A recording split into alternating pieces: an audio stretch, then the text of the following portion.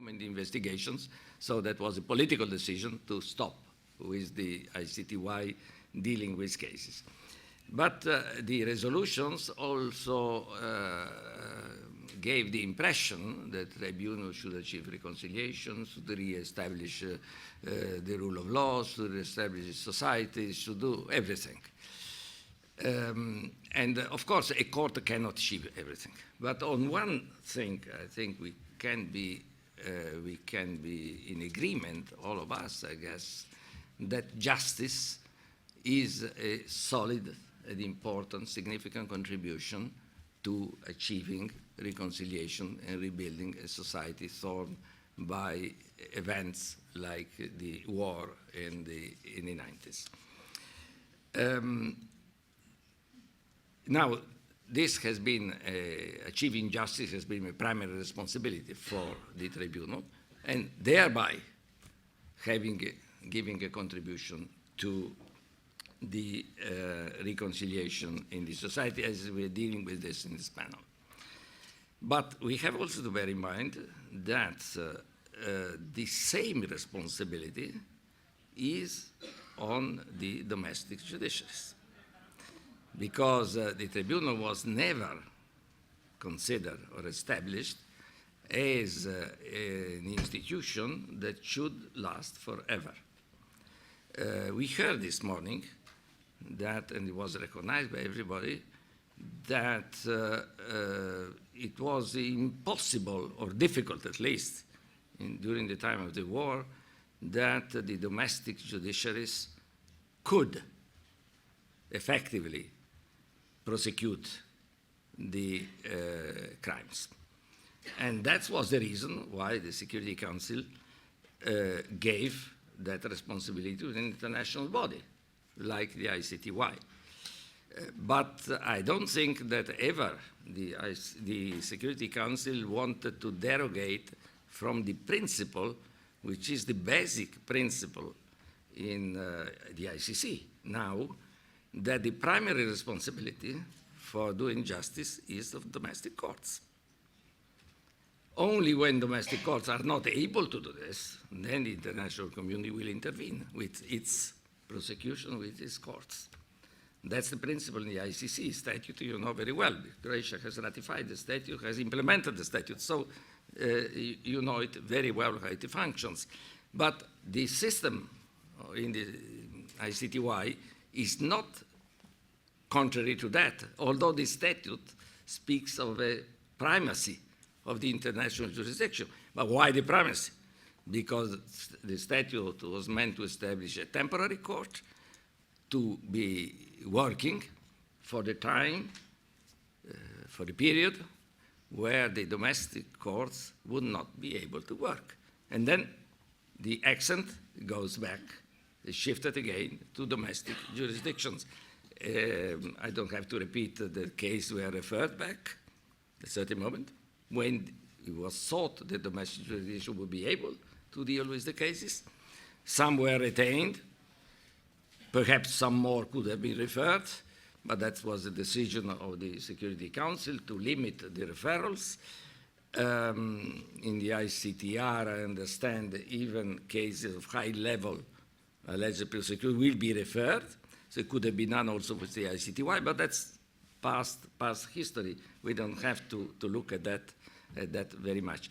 The principle is that the primary responsibility in these matters is of domestic courts, as it is in general for human rights matters. The primary responsibility to protect rights is of domestic courts, not the international courts. We heard a colleague from Strasbourg this morning. One can say there is a right to be protected, that's the responsibility of Strasbourg. Is not that the case? The responsibility is domestic jurisdictions.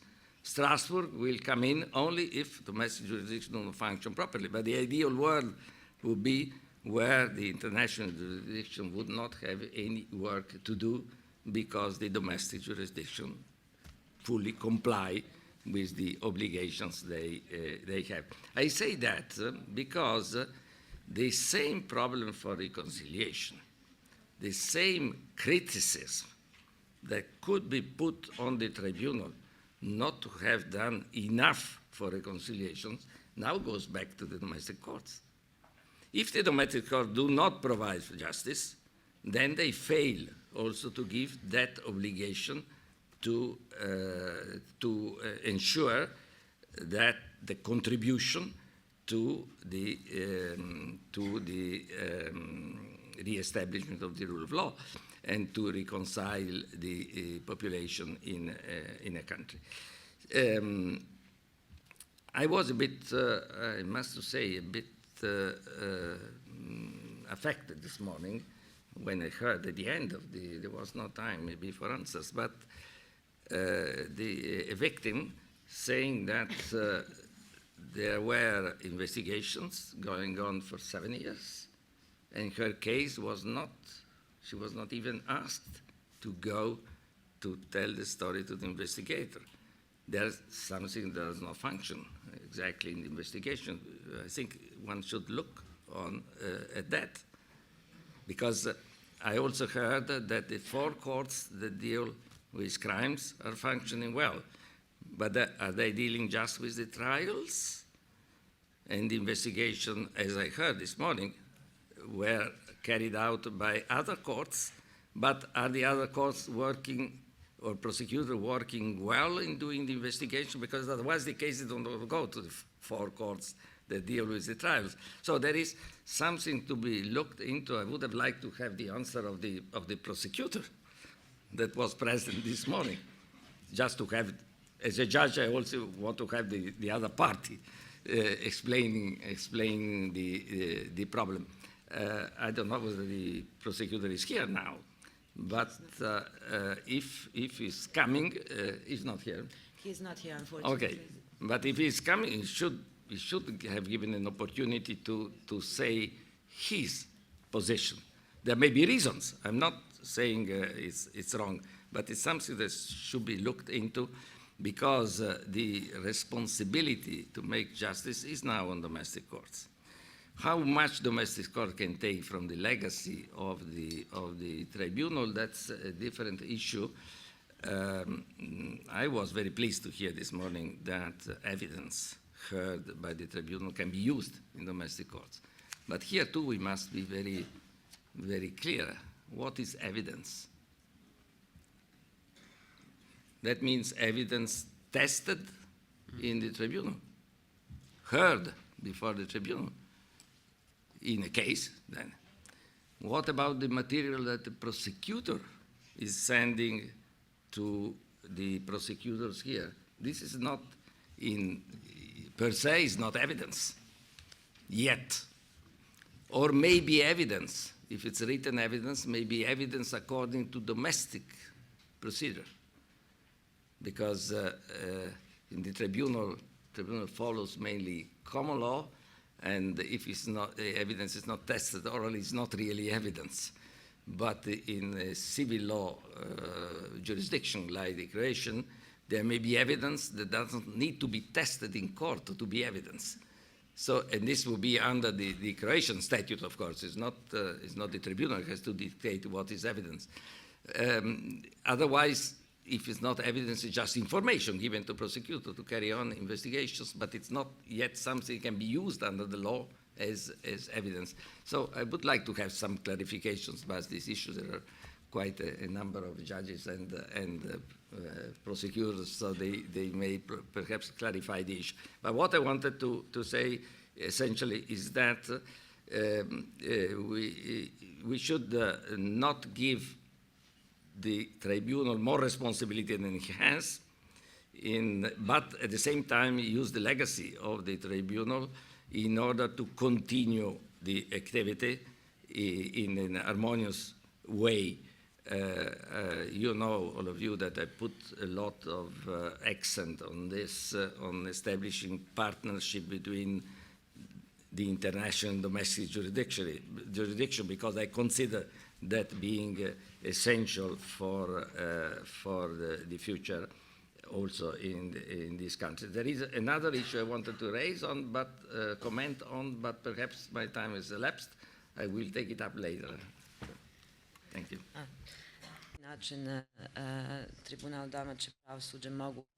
the ways through which cooperation can be built between the ICTY and domestic courts. I hope that during the debate we'll be able to hear ideas from colleagues from domestic legal institutions, something about that. But before that, let's hear something from Mr. Hrvoje Klasic. I wanted to ask you, Mr. Klasic, to tell us something from the perspective of the academia, from the perspective of the education system, since you come from the Department of History, to tell us something in what way this legacy of the ICTYs can be positively used, and what are the needs of the academia in that respect. Thank you. I'd like to be very brief and simple. Over the last 20 years, the ICTY has used historians for their own purpose. Now we have to use the ICTY for our own purpose. It turns out, when I say it like this, that there are different purposes. However, these are purposes which have a common denominator, and this common denominator should be the truth, because neither the justice nor history can be good without the truth. Of course, I'm talking about the theory, and there are cases where it happened, and it did happen throughout history. So this is not the first nor the last example of cooperation between historians and the justice system. And it's certainly not the first one. There have been many throughout history. According to experiences that we have, this relationship talks about all the advantages and disadvantages of such cooperation. Those of us who deal with the second half of the 20th century are lucky because we deal with people who still exist. Let me give you a specific example. When I was doing my master's degree, I worked on Communist Party documents. And when I was finished, I met a lady who was in charge of these transcripts, and she said, you can put that to the rubbish. It was completely different. And then the general secretary would come to me and say, put this and that, don't put it as it was. So we, as historians, usually take documents into account because we think that if people pledge to God or to the Constitution, tell the truth. However, it's not always like that.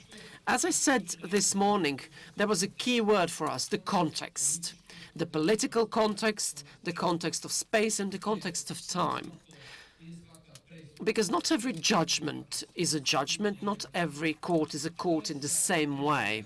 What about the Third Reich? What about judgments which were pronounced back then, and they were legal at that time against those who did not apply the Racial Pureness Act? Were they perpetrators or victims? Several times somebody mentioned the Nuremberg Court. The Nuremberg Court did contribute to some legal norms, and it did contribute to creating a context which is even today present about what was happening in the time of World War II. But neither the Nuremberg Court is without its disadvantages and contrasts, which were later on pointed out. And what about double criteria? Armed aggression of Germany towards other countries was mentioned during the Nuremberg Court, but nobody mentioned the Russian invasion on Finland. The Nuremberg Court treated the inhumane treatment of Germans towards war prisoners, but what about the French, who treated very inhumanely after World War II towards their own war prisoners? So these are issues which have been raised, and they go to show, as the colleague judge has mentioned, it's that not every evidence is evidence. It has to be, it can be during the trial, it can be before the court, it can be elsewhere. These are all different types of evidence. And if you want, we have different examples from our own history. Many of you perhaps don't remember the former Yugoslavia, but some of you do. We used to live in a country where judgments were pronounced in a different way.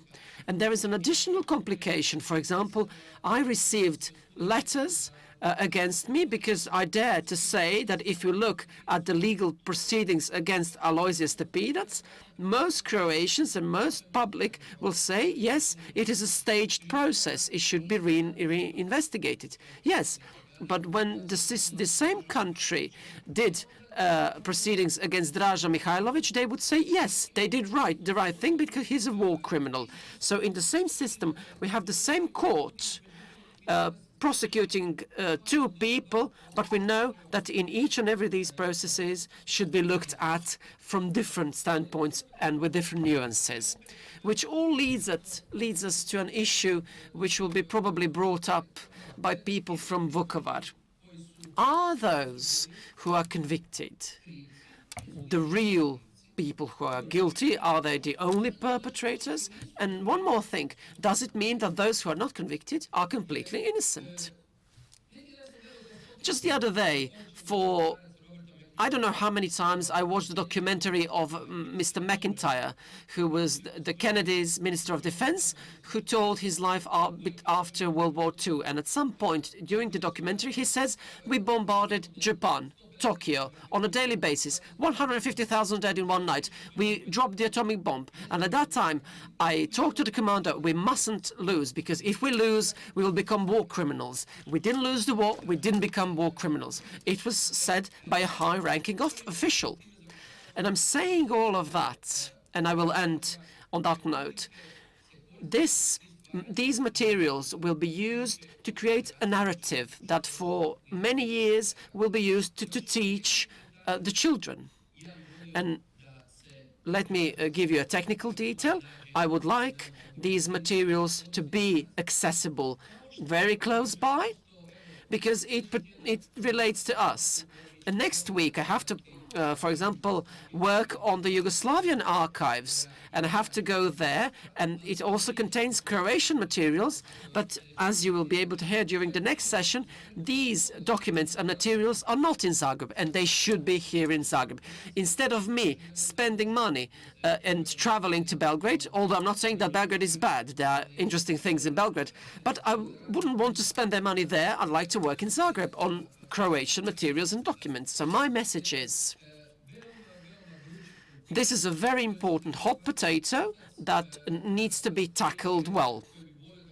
So I would like the materials and documents to be present here in Croatia in whatever form they would be. But it's certainly hot potato that should be tackled with a lot of caution, taking into account the context, the time when the judgments were made, and so on. I think I was the briefest speaker so far. Thank you.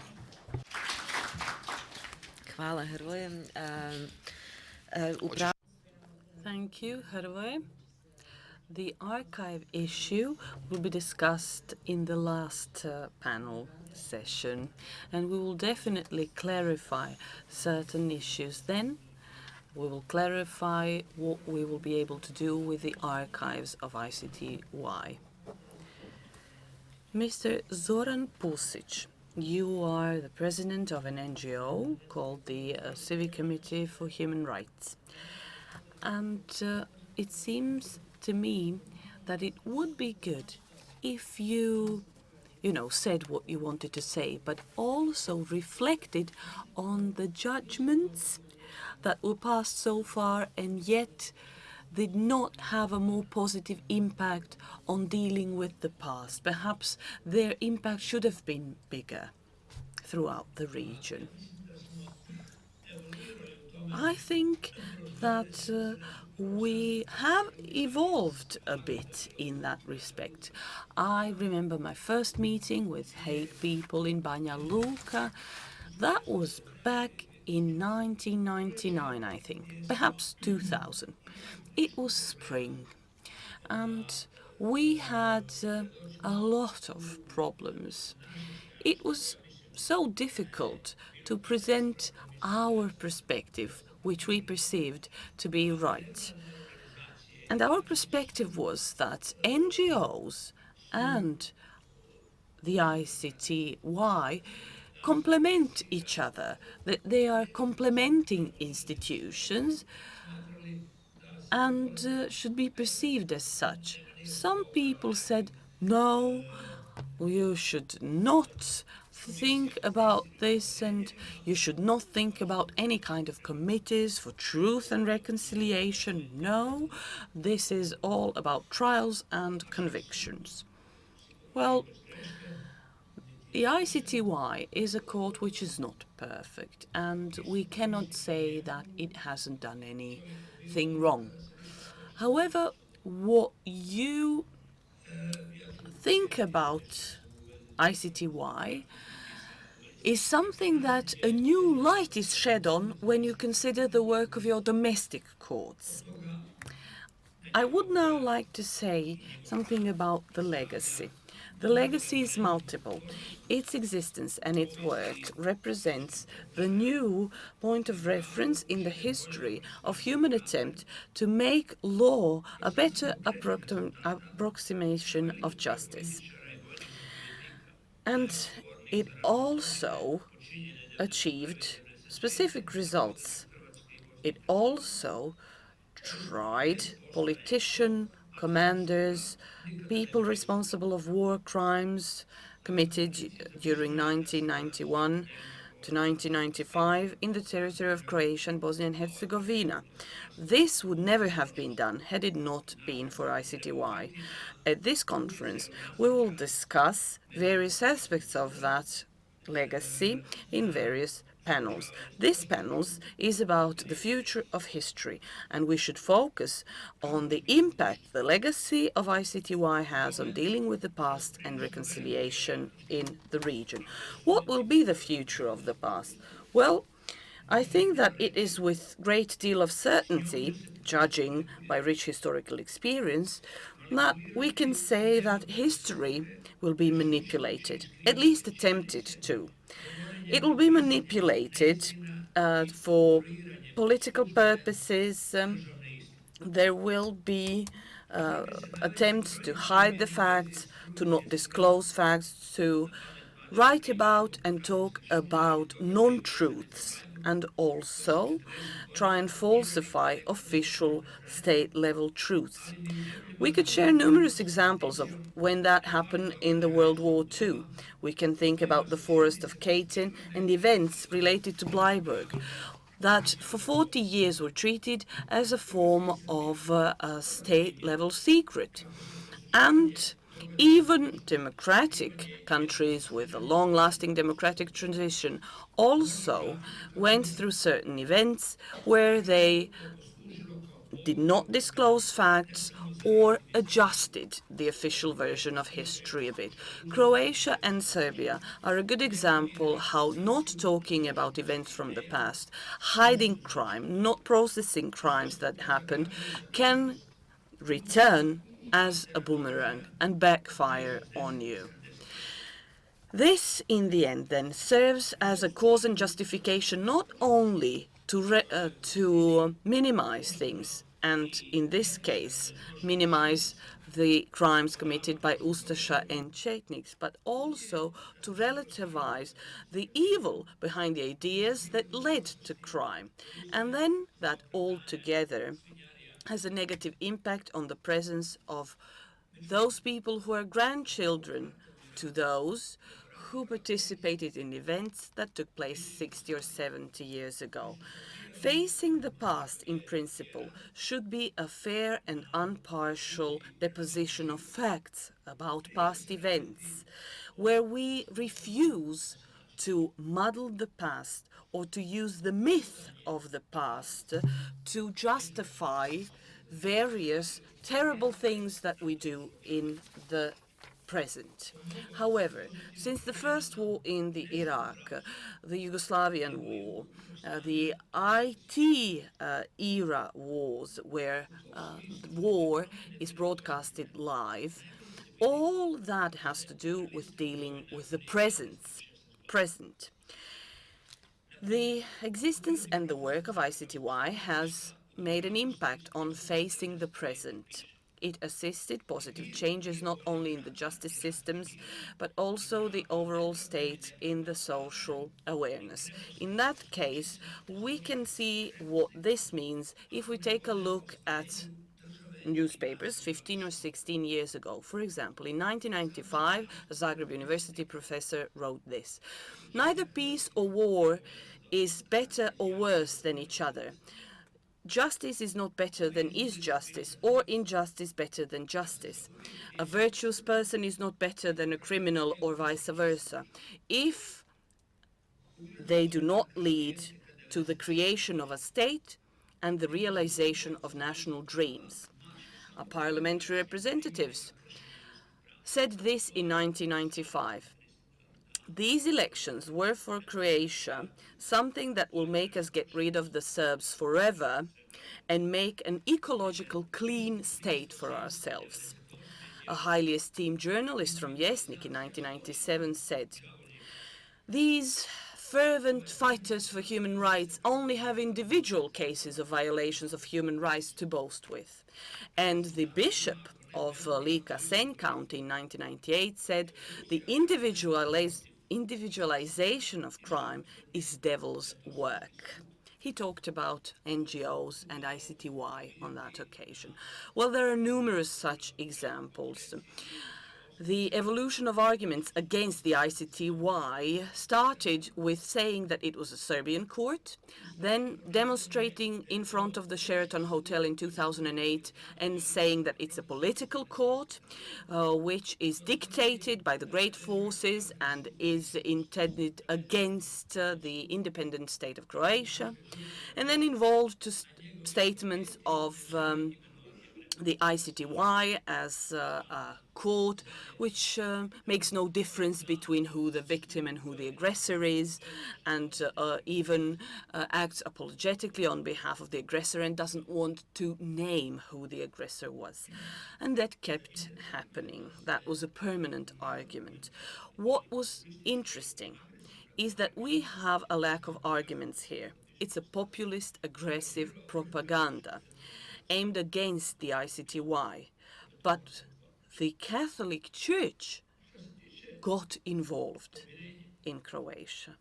Regarding reconciliation, you only need to take a perspective, a cynical one or an idealistic one. Cynics would say that ICTY brought nationalists of both sides go closer together because they feel fervent animosity towards this international institution that violates their version of state sovereignty, and that states, when headed by people who think like them, should do to its citizens whatever it wants to do with them and to them. Could you please speed up? Okay, I'll speed up. There is perhaps something that you might not know, not many people do.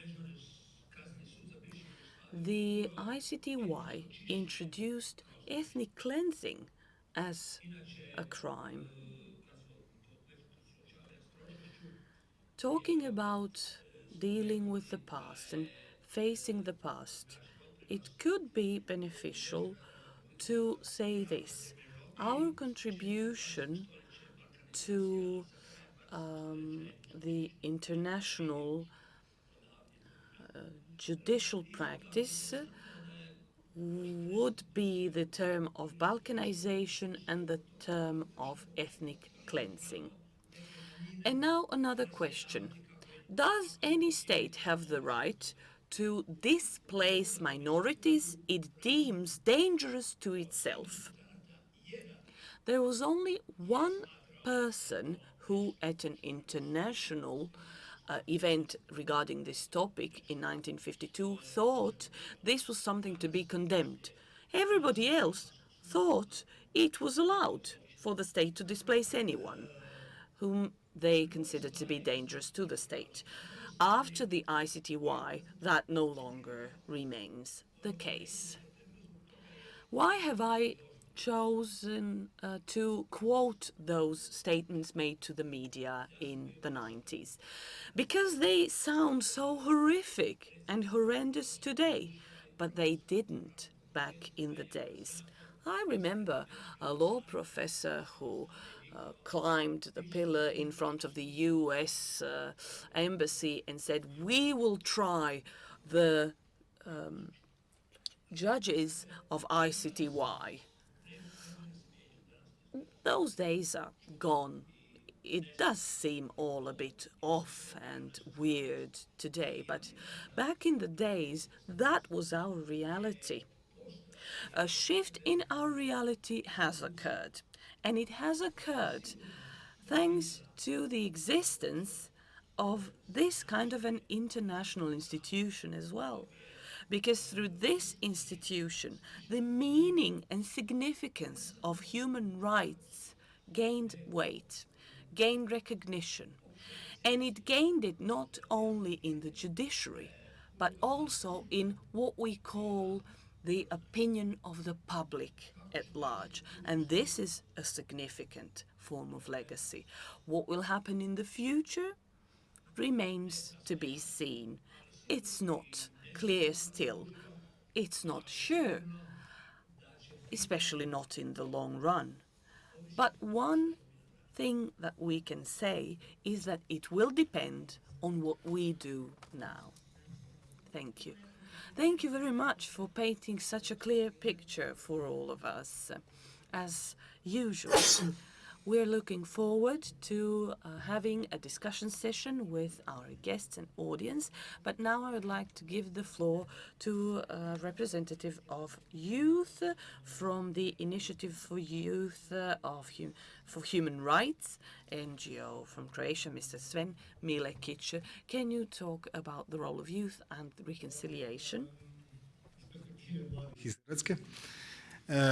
Youth in Croatia, I can say that many young people in Croatia are not well informed about the work of the ICTY. At the same time, they are not well informed about the effects and the impact of the ICTY, because there are facts which are identified by the ICTY, which is something young people should know, and these facts are something that can be quite helpful in further trials and in building the narrative.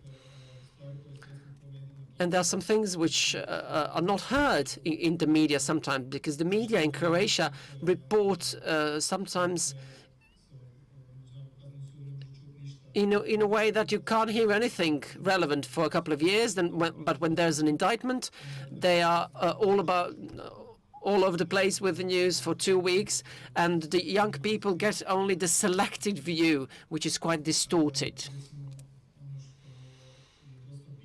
What is also very important and is a huge issue in Croatia is the fact that the ICTY has enabled us to have more effective prosecution of sexual offences, which is not the case at this point in Croatia, as Ms. Lišković has explained. And it's a huge problem. The Youth Initiative is working on that. We are working on improving the legislative framework, and we're also trying to improve the case law. The case law in Croatia has so far worked in such a way that you need to find 3 witnesses, the medical documentation, and then they went into the sexual past of the person in order to render the judgment. These are things that young people have nowhere to find out from. We can blame the media, we can also blame the politicians who use the ICTY for their political messages. Nobody treats the ICTY objectively. Apart from the media and apart from the politics, we could also say that the education system has failed in that respect, and even the academia in that respect. Many people who deal with law and even international law, and I'm referring now to students and future lawyers, they don't have a lot of knowledge about the way the ICTY works, and they don't know how much the ICTY has done for international humanitarian law. And also in schools, somebody's mentioned textbooks. In textbooks, you can see the relationship and the way the ICTY is viewed. It's viewed mainly negatively or neutrally, but with negative connotations, which I think is the wrong approach. I also think that regardless of the facts that the ICTY identifies, the history will not be only that. The history should be left to historians, as Mr. Klasnich pointed out. It should be some sort of a goalpost,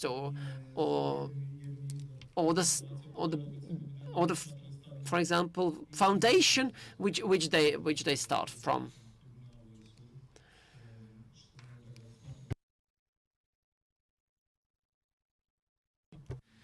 I u tom smislu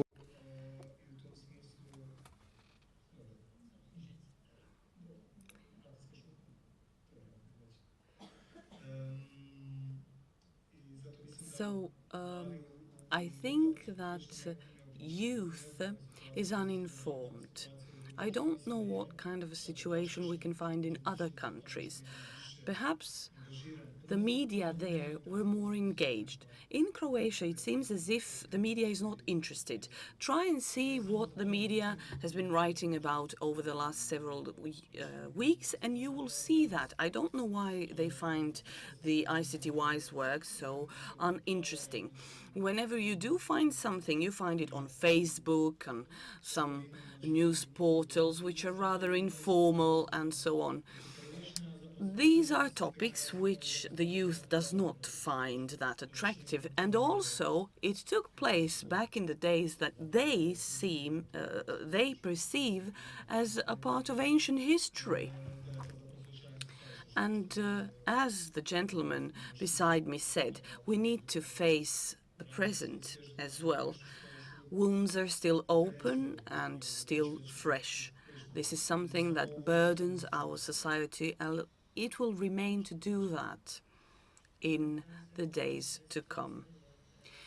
Thank you. You are right. The situation is similar in the region as well. Let me now pick up on what was said in your presentation. I represent the outreach program, and I can tell you that we have a project in Kosovo, Bosnia-Herzegovina, Serbia, and Croatia. We went and visited high schools in these countries with the backing of the Ministry of Education. We talked to the pupils of the third and fourth year of high school, aged 17, 18, and we talked about these issues, ICTY, the past, and so on. And over 3,500 young people went through this project. We are now embarking on the second stage of that project. What I can tell you is that there are certain themes that keep repeating.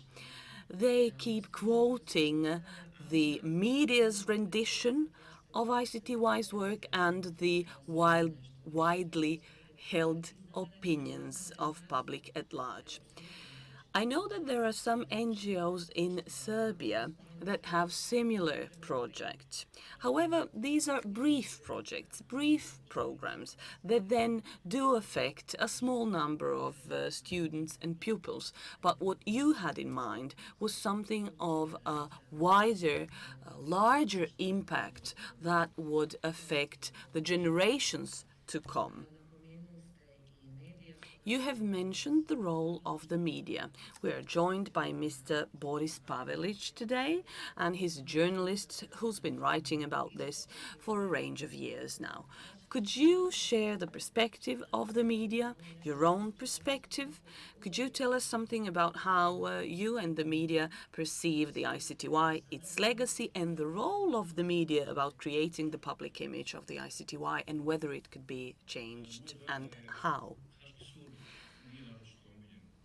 Well, my impression is that the ICTY in Croatia, because I cannot talk about other countries, is not a court which is widely favored. Well, there are, of course, certain journalists in some media who are highly interested in what the ICTY does. They want to understand its working methodology. They try to do that. And when they do that, they recognize that it is a tribunal that is the most reliable mechanism of identifying facts about the events that took place in the war. Media, as such, are subject to all sorts of different influences. And then what happens at the end of the day is that we have the media who do not reflect the reality or facts, but create narratives or deliberately distort facts. So the question is, how do we make sure that the facts that ICTY has determined are spread? Because we are not talking about value judgments here. We are talking about facts. How do we make the public at large learn about the facts that ICTY learned on the basis of evidence, testimonies, and so on? I'm not sure how we can do that. And I think we can be pessimistic if we want to rely on the media to share these facts. Why am I pessimistic? Well, because the media is under commercial influences. And these commercial influences are something which go against disclosing war-related facts, facts regarding war crimes. Not only that, the public media in the Republic of Croatia, the media who should work on disclosing these things, do it in an unprofessional, incorrect manner. Let me share information about two most sensitive trials here in Croatia. It's the Storm Operation trial and the Bosnia and Herzegovina related, Herceg-Bosna, related trial. As regards this, Herceg-Bosna is almost a forgotten thing, non-existent. Why that is so, I don't know, but it is so. The Croatian media, in my mind, did a disastrous thing there. They failed miserably in informing the public about this. When I say the public, I mean the general opinion that we come across in our community. They were supposed to inform us about the process and the procedure and about facts.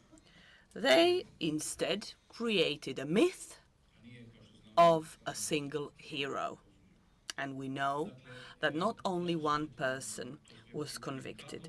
So let us go back to that issue of making sure that facts end in the media.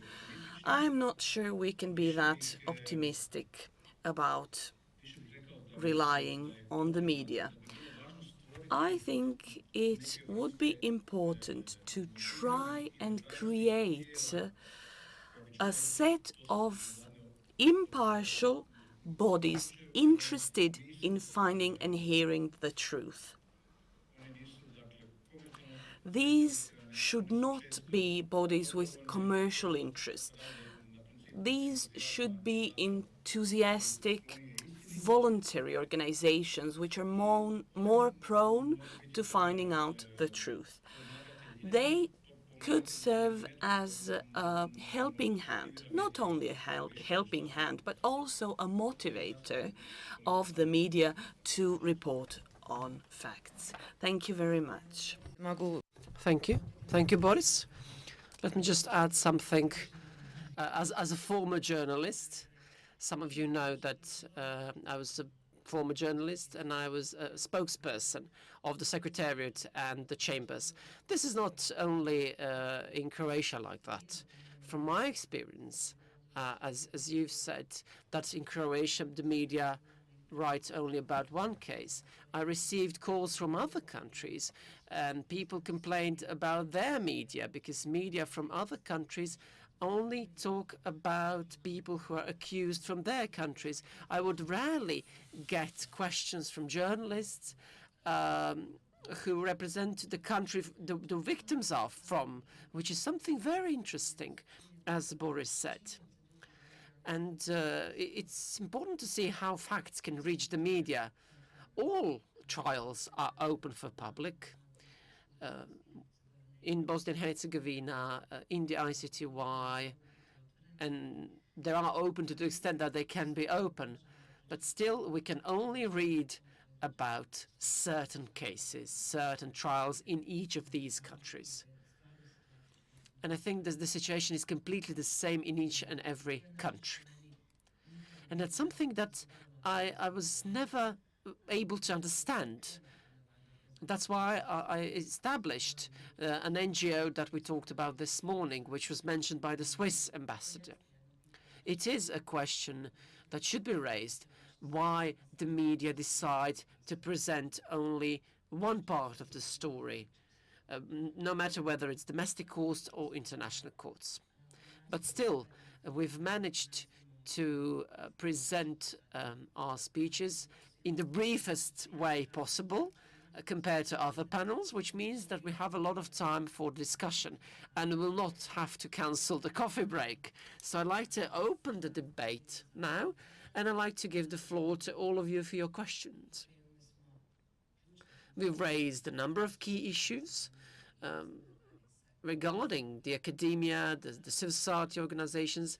Please wait for the microphone and please introduce yourself, because we will also be generating a transcript of this conference. There is a question from over there. Microphone, please. Can you hear me? Good afternoon, everyone. I'm Gordon Bodok.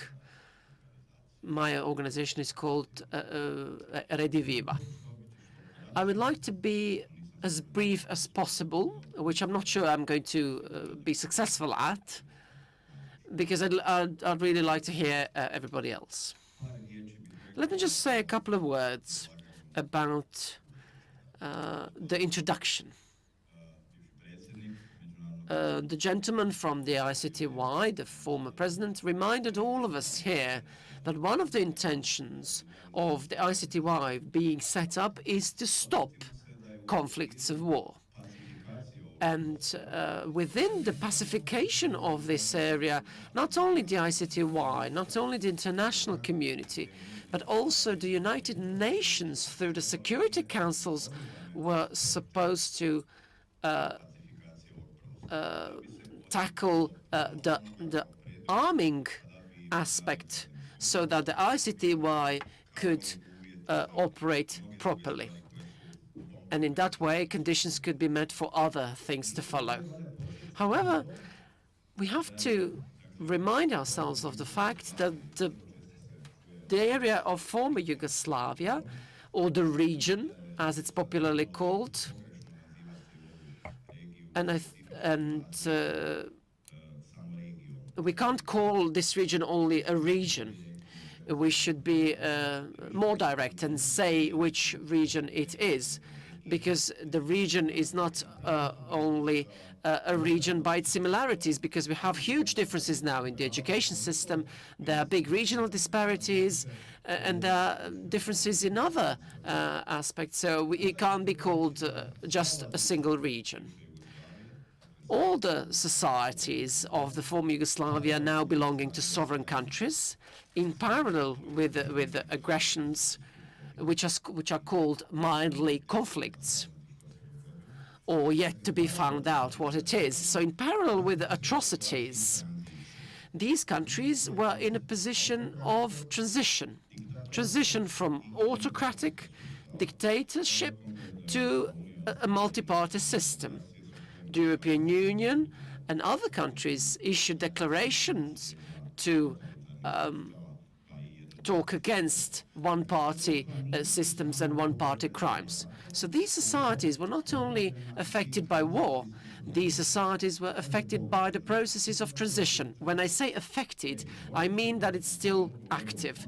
Refik Hodžić talked about context during the previous panel, and the context should change our societies through which it would guarantee non-recurrence in a generation or so.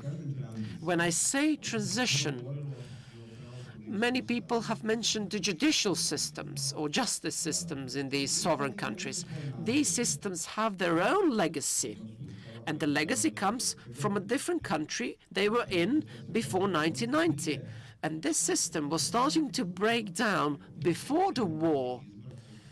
It was starting to break down after the democratic elections in Slovenia and Croatia, and we know what it led to. In Croatia, some standards regarding human rights, no matter whether it's regulatory human rights or other rights, were not initiated or implemented to its full extent. And that is also an aspect of history which should be taken into account when we talk about judicial bodies, such as the ICTY or the transformed judicial system, especially the one in Croatia. We have to take all of that into account, and that needs to be part of the equation when we talk about the past. And also when we talk about our view and dealing with the past, we have to know that dealing with the history as a notion is one of the elements of a broader aspect which is called dealing with the past. It's inaccurate to use these as synonyms.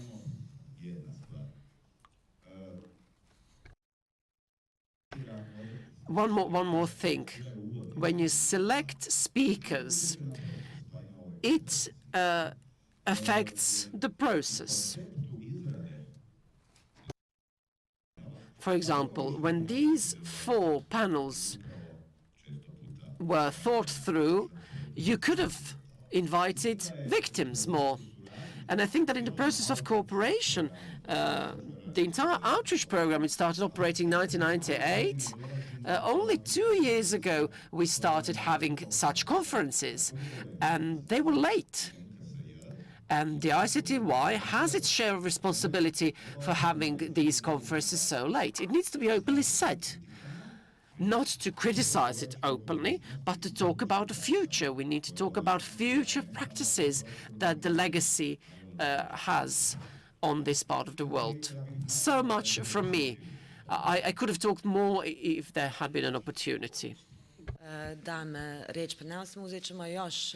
Before we give the floor to panelists, let us take a few more questions, and then we will have them. Regarding this panel about the future of the ICTY's legacy, and regarding the panelists' views, I would like to share something with you. I think that the problem here today is that we don't have more students here. We had a discussion at the Faculty of Philosophy, or rather Humanities and Social Sciences, and we talked about war, victims, and events. Not many students attended, so I regret the fact that I don't see more students here today.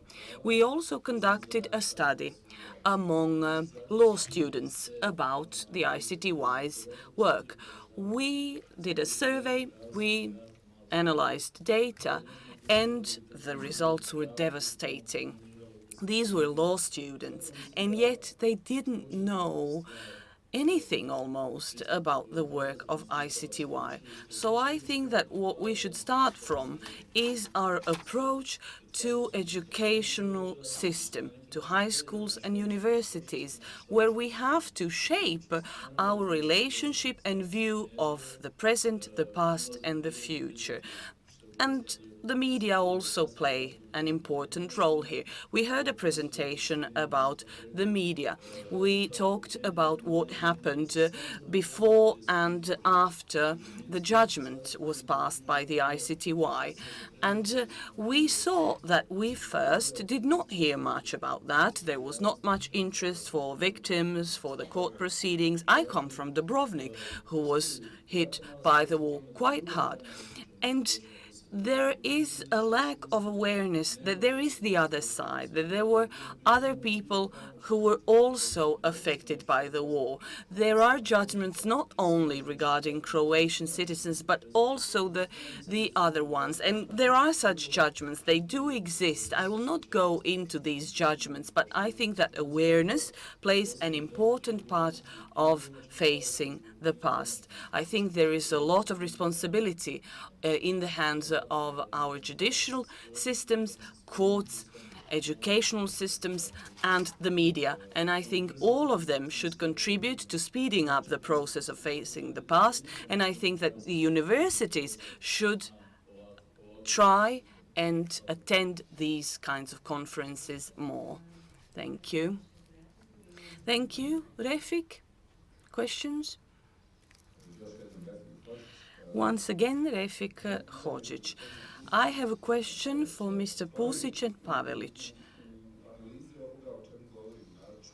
When we analyze the media, we should also analyze how the academia and educated citizens approach this issue. I think that you shared some illustrations with us which are crucial.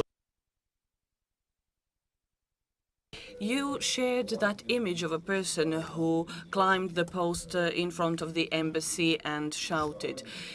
Well, that painted a very clear image in our mind. There are highly polarized societies, highly polarized communities, polarized in different ways, politically, ethnically, and so on. But similar situations did occur in Peru and other environments where similar trials to these took place. The media, even the civil society, no longer acted professionally, but nationally. They all felt as if they were supposed to defend the state. And then if somebody leaves that nationalistic position and goes back to that professional role, then change occurs. In our case, it seems that does not happen very often. So I think that the change should take place in the media discourse, in the political discourse, but we need to have political will for that. We need to have a special process that would take place with the participation of leading politicians, like Nelson Mandela, for example, who then contribute to the change in the public discourse.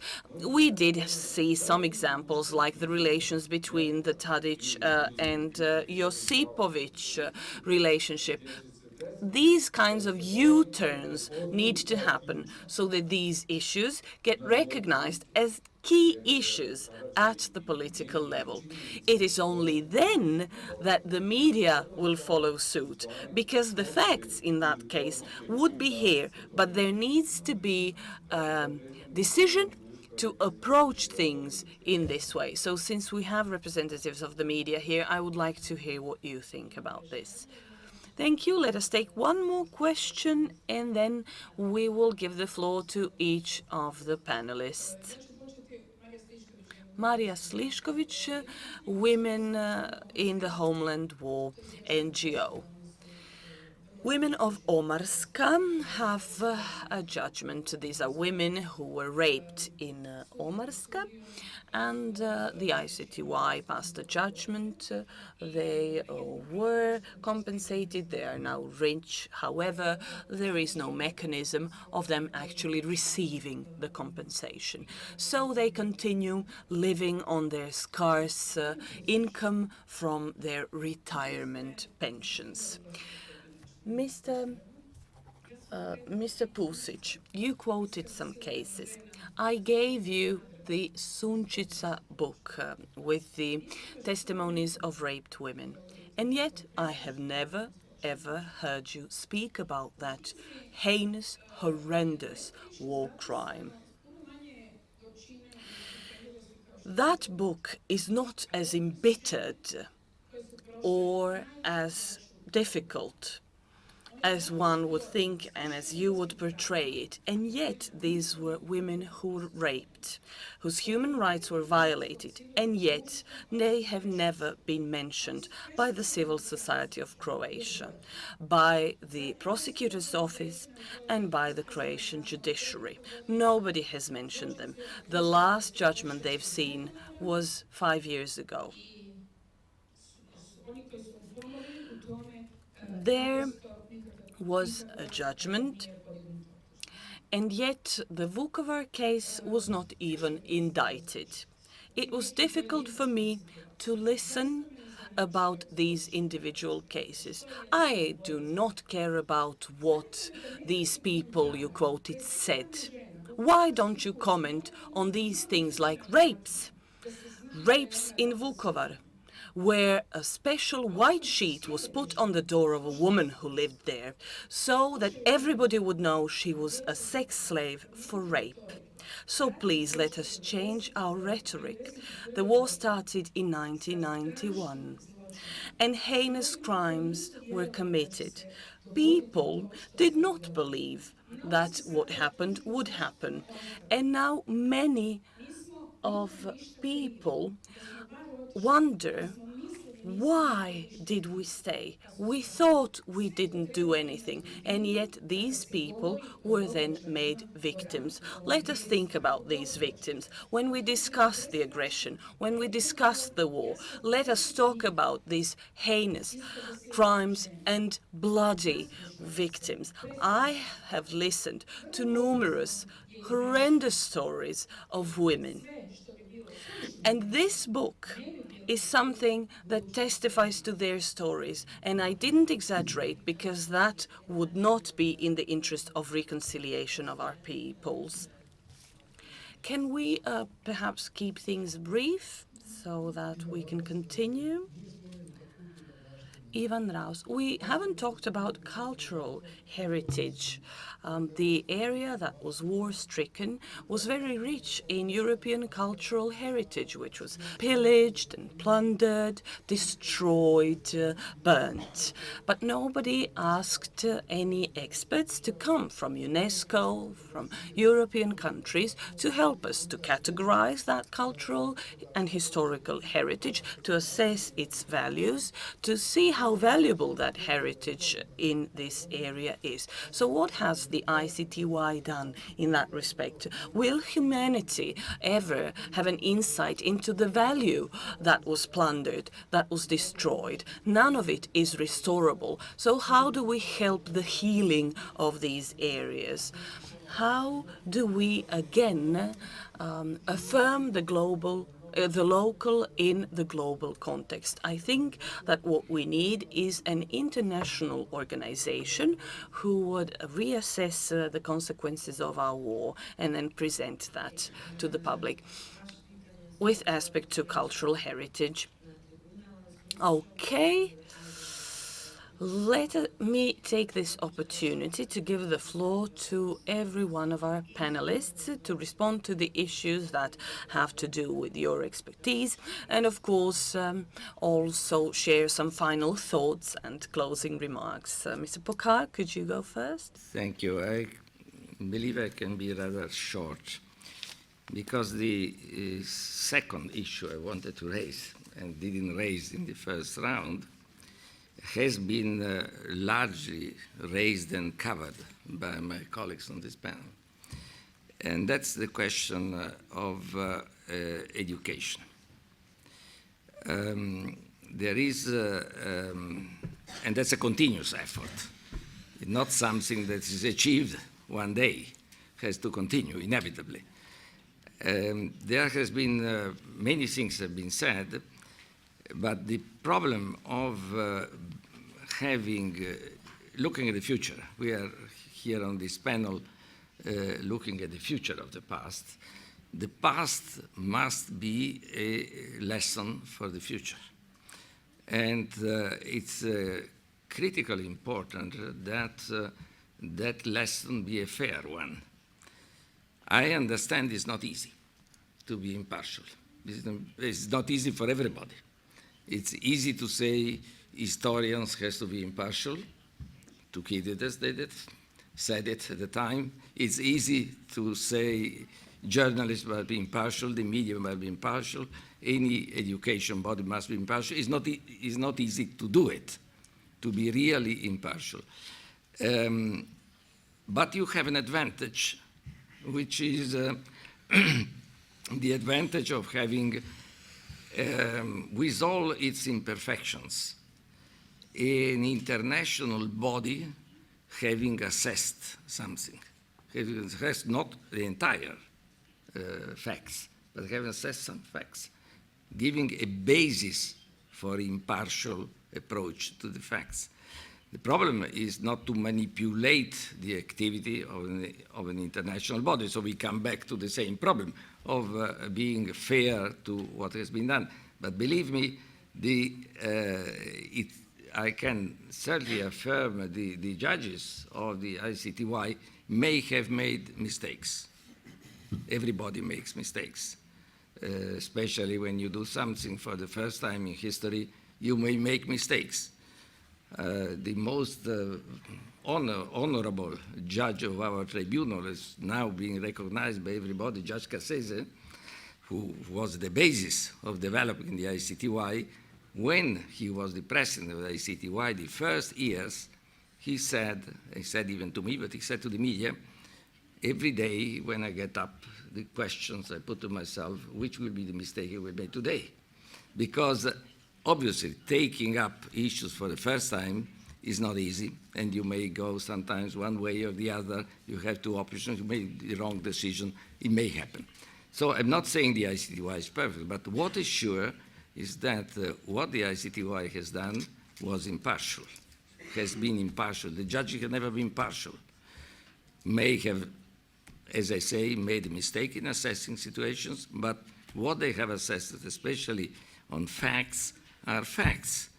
And it's clear, not necessarily all the evidences is brought, not necessarily all the witnesses that could be brought, all the victims have been heard, but what has been heard is a fact. And building on that, on education, one can do something for future generations. It's an opportunity that should not be missed, because it's extremely important for the society, any society, it's not just the Croatian, any of the societies, that the generations to come will have, I think we all want that, we all have a better world. It's something we owe to the future generations, a duty for all of us.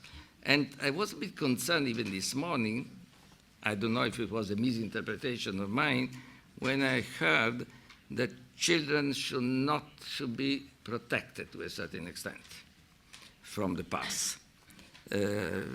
I got that through the translation. I hope it was a mistake in the translation, because children should not be so much protected. Children should not be protected, hiding the past, but should learn from the past, because the future is their future and must have the connect. Of course, they should be protected in explaining the facts in a certain way, not in other ways, not in the most direct or horrendous way, but they should learn what happened.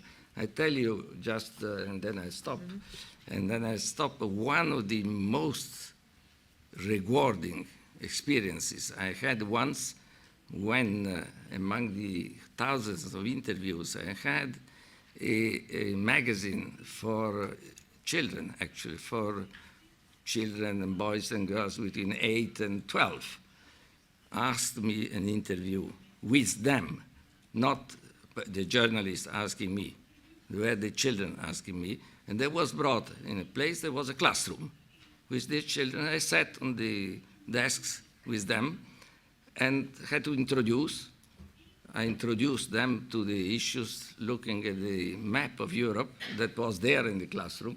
I said, look there, what happened, and then explain to them. Of course, it was far from them because it was the states here and not their state that was concerned. But they immediately got the problem and raised issues, including judicial issues. If I tell you, I don't have the time, how many issues, even legal issues, were raised, of course not in legal terms, from them, is amazing. So don't protect the children, have the children know what happened, and this is the basis for a better future in the country. Thank you so much, Judge. And how do I class it? Education. We are having problems with textbooks, but we shouldn't disregard the factor of time. In that process, we shouldn't be passive observers. We should be active participants. But what we're doing right now is necessary, but it requires the dimension of time. I very often say to students that Ante Starčević probably is turning in his grave when he hears that we are friends with Hungarians, because he fought against Hungarians before. But on the other hand, I'm not trying to minimize the need for everything that's been said. We have to work on many things. But I got back from Northern Ireland a couple of days ago, from the United Kingdom, which is the cradle, one of the cradles of democracy. And I said, thank God that I came back from a part of Europe where the situation is worse than here. 40% of schools are divided by ethnicity or religious affiliation. To pubs, to schools, to shops, to quarters, you go on the basis of whether you're Catholic or Protestant. Belfast is divided by walls which are longer than the Berlin Wall, 10 meters high. Fences are on the middle of the street and they close during the day. I don't know whether in Mostar is like that, let alone here in Croatia. Neither the French, nor the Germans, or the Polish decades after World War II managed to solve all of this, what we're talking about. Wounds are fresh, but sources are not available. And we didn't mention today, what will happen if we get the documents? Will we have all of that available? Will we be able to access all of it? There is a whole range of issues that the education system cannot handle. So you can't say we will have immediately an objective approach, we will have textbooks, they're going to be perfect. Unfortunately, experiences from far advanced democracies than ours show us that it's not a simple process, which doesn't mean that it doesn't have to be tackled on a daily basis. Thank you. Zoran?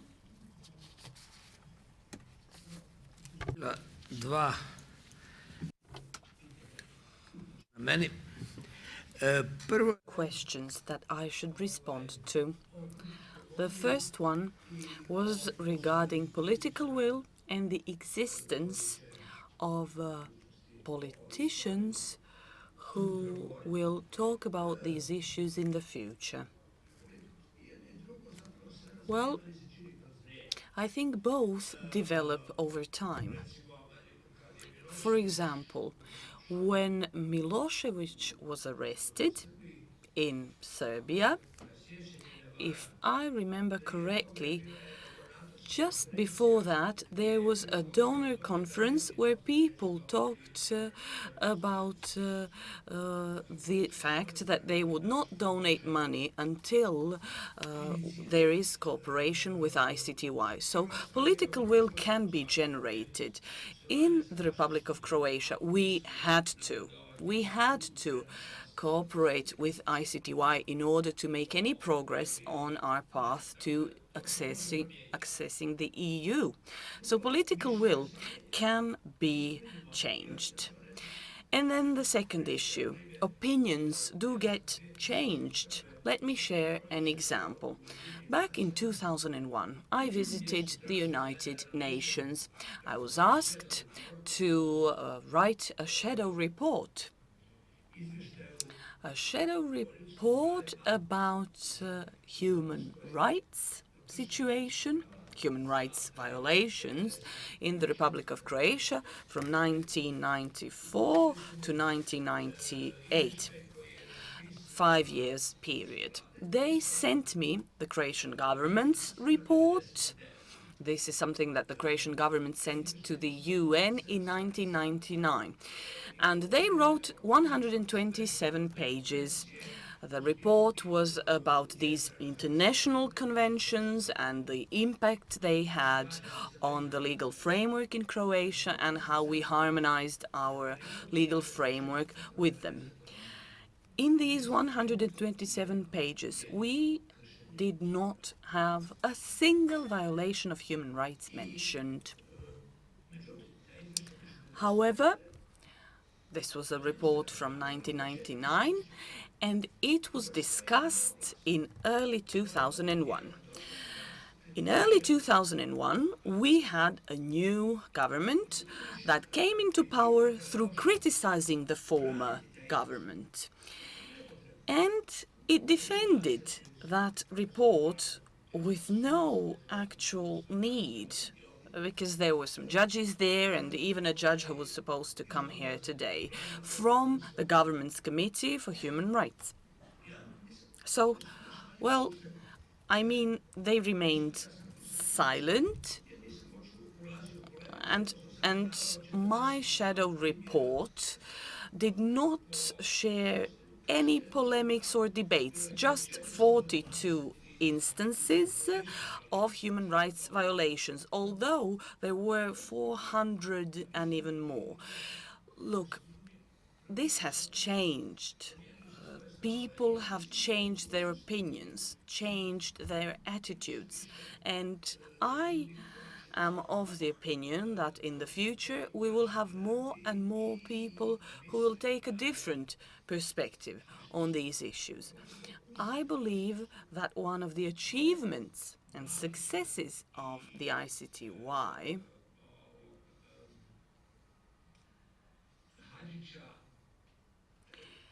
is the Mladic case and Hadžić case, although that achievement was only partially recognized in the public at large.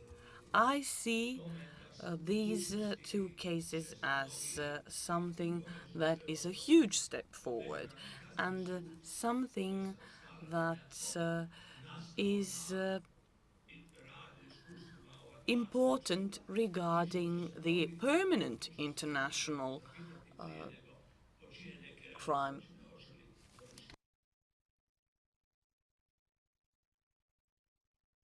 The ICC. So that achievement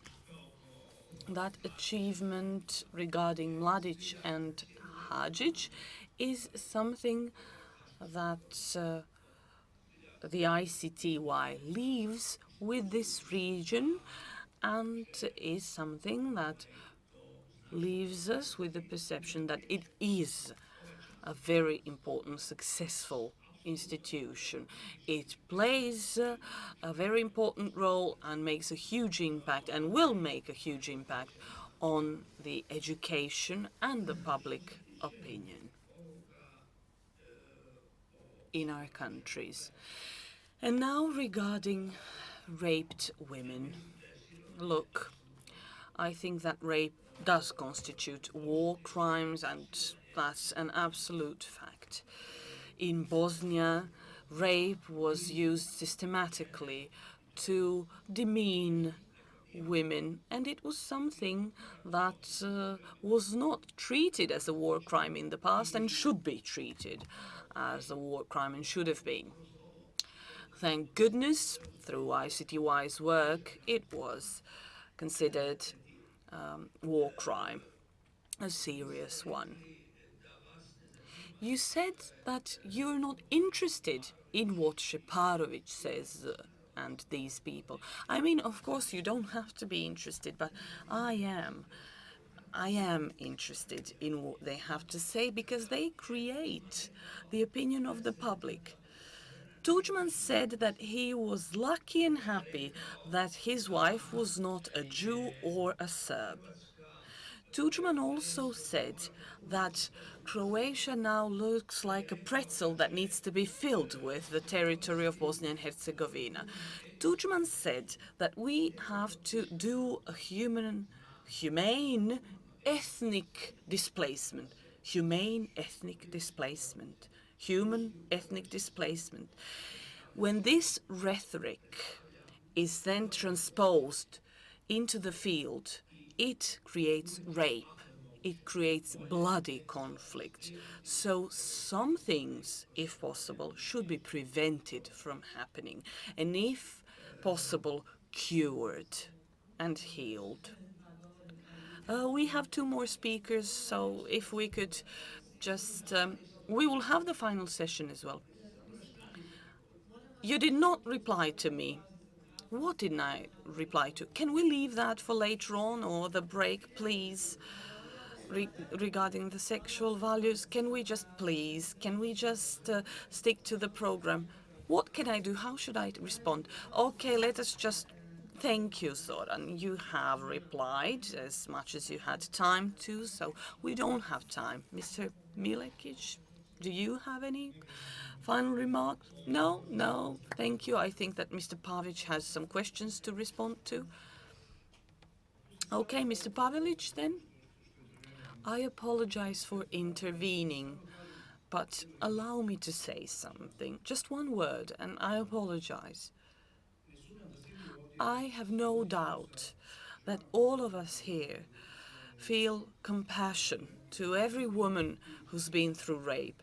I think that we are all in favor of drastic punishments for such crimes. I don't know whether the change of rhetoric of Mr. Pusic would assist that happening, and maybe it even wouldn't. So I apologize. I felt the need to say this. But let me now continue with what I'm supposed to say. I have no illusions regarding the Croatian future. I don't think we will see a Mandela in the Croatian political arena over the next 10 years. Well, I also have to say that a huge U-turn did take place in Serbia and in Croatia in the 2000s. Josipovic and Tadic, Mesic and Djindjic.